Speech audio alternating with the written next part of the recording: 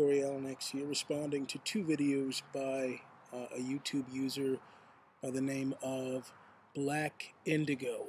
This is a dual response video to both blame it on the black man and police killing black men for sport. So I just wanted to start by saying that I appreciate, first of all, that someone's using their channel to talk about things that are currently happening and that are important. They're important pieces of news to look at, not only because of the fact that these things are happening, but also because they point to larger societal problems that we still need to address and that we need to talk about responsibly, cool-headedly, and as most importantly, as mature adults. So I'll start with the police killing black men for sport video. I had heard of this case. I guess the gentleman's name was Omar Edwards. I had heard of this story through a friend that had said, he didn't tell me what the color of the skin of the officer who had been shot was, but I heard this story. That's the helicopter coming to pick me up. I heard this story that a cop had found someone breaking into his car, that he had pulled his gun and then proceeded to chase him down the block, and then he was intercepted by some more cops who were unmarked and off duty, who just saw a man running down the street with a gun, and so they shot and killed him. And the first thing that came to mind when I heard the story was, it's just bad luck. It's really bad luck that there was a cop. I mean, it's a person whose job it is to enforce the law, who is running and responding, I guess, in his off time as a civilian in that particular instance, pulling a gun, running down the street trying to stop a guy who was trying to rip him off, and then he gets killed. And then I really wanted to know whether the person who was running from him actually got away with the stuff that he stole. But I don't know that much about the story. My question is it possible to look at these cases outside of the lens of the black man as the victim, and then the white man therefore becomes this sort of nefarious, mythological boogeyman, twiddling fingers, hoping and waiting for a moment to ensnare a black man or black woman? Now, I will not say, I won't say that this country's history hasn't been a gray one, a very dark one, because it has, and we all know it has been.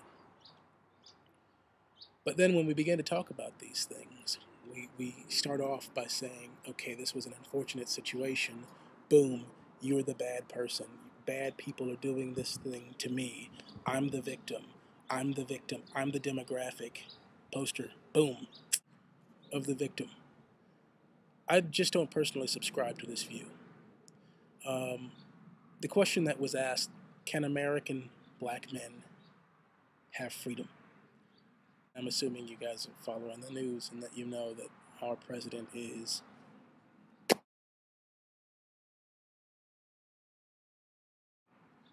not to say that the election of an African American into the White House is the of putting away all of the tons and tons of years and years of history. But we're taking some steps, right? We're taking some steps. I think it's unfortunate what happened to this police officer. I think it's really unfortunate. I'm not a cop, and I don't know what the protocol is. I don't know what the protocol is for taking a weapon out on the street with you when you are not on duty. I don't know what the protocol is for how you're supposed to respond to an individual when you see them running down the street with a gun. I don't know what the protocol is. Maybe a cop is watching this video and actually can say, this is what the protocol is, and this is what's supposed to happen in that event. But I do know that Mr. Edwards found himself in a bad place at a bad time with the wrong prop in his hand. Does it mean that he should have been shot and killed by his fellow workers? Of course not. Does my heart go out to his wife and his children? Absolutely. Absolutely. But I think that it becomes dangerous when we begin to make it a permanent race thing. The assertion that American police officers have a problem with black men, it's possible. I guess it's possible that if you're going to make a blanket statement like that, that across the board, that all American police officers have a problem with black men, I think it's dangerous. Have I found myself in situations where I've been pulled over for things that have been bogus? Absolutely, I have. As a matter of fact, I was recently driving from Illinois to California, where I am now. And in my driving, when I found myself in the oh so glorious state of Iowa, woo woo woo woo, the lights come on.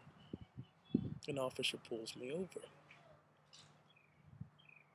The redhead guy pulls me over. And he asks me for my license and my registration. And I said, yeah, of course I have them. He says, do you know why I pulled you over? And I said, no, I don't. Why did you? I was going the speed limit. As a matter of fact, I was going a few miles under the speed limit. And he says, yeah, well, you're missing your front license. And because my license plate had fallen off in driving there. See your driver's license and registration. So I'm like, yeah, no, sure. The car is registered to me. It's fully paid off. And I sat in that car for probably about 10 minutes while he went back there and he's typing in his stuff, and I'm sure he's looking for, is the car stolen? Are these license plates registered to this car?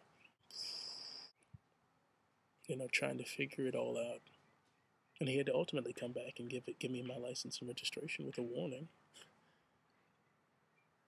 because there was nothing wrong.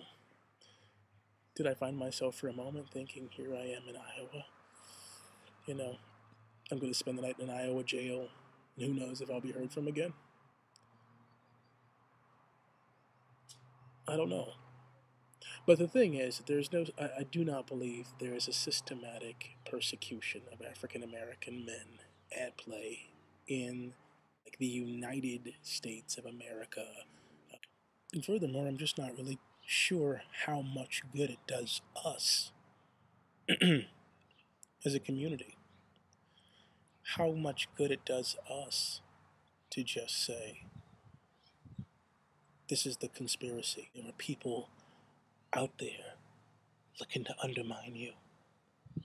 I'm sure that you can find just about any demographic of people and look at some facts and say, this is the case. This is the case. Now, because this video is so long already, I'm going to make a separate video for your other video. All right?